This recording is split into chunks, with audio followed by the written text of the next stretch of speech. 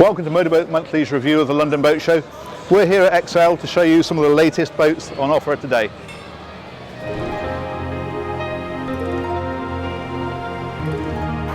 This Ocean Master 570 is an interesting boat. It's a 19-footer that is actually moulded in Poland but fitted out in Norway, so the idea is to give some economies of build together with Scandinavian build quality. Let's have a look on board and see how she looks. Here on board it's certainly got the feel of a Norwegian boat. You've got teak-laid cockpit, you've got very nice quality of upholstery, and it makes for a nice safe family boat. Very high gunnels, good helm position with a double seat there, and there's room for 3 or 4 more people at the back. And round at the front there's a particularly neat feature. Up here in the bow there's a very nice dinette area. Again, it's nice and high-sided, which is great from a family point of view, but what is particularly interesting, and bear in mind this is a 19-foot boat, is this area here. Because down here there's just about enough room to sleep, but perhaps more pertinently you can actually fit a small sea toilet into there, which from a family point of view of course is absolutely fantastic.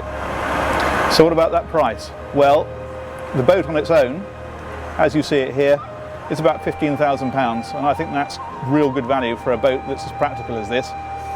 With the biggest engine on, 130 horsepower, £28,000. Obviously if you downsize the engine you downsize the price as well. But as a package, I think that's good value. This is the Bavaria 31 Sport. It's a brand new boat into the UK, and it's about 135,000 with a single diesel in.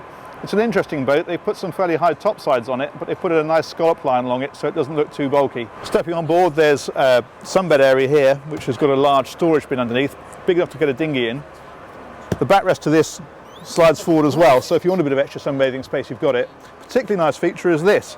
They've brought this rail all the way back and they've kept the height in it, so moving forward it's a very, very safe boat to move around. Up here at the business end you've got your single helm seat just here. There's a good sized dinette area, and what's quite clever is rather than bring it right up against the cabin, they've stopped it about here and given space that people can sit on this side facing forward alongside the helmsman. Down here is where those high top sides really pay dividends.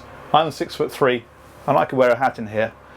You've got a nice dinette area here, and they've made a permanent bed at the front rather than having a converting dinette, which is a nice idea. Of course, if you are enjoying the headroom and you are 6'3", you need the longer bed to suit as well. And what they've rather cleverly done is made this area here so that you can simply slide that across, lift that up, and you've immediately got a longer bed. Finally, after the saloon, you've got this mid-cabin area. There's 2 single berths in here, and the infillers we've got it here to make a double.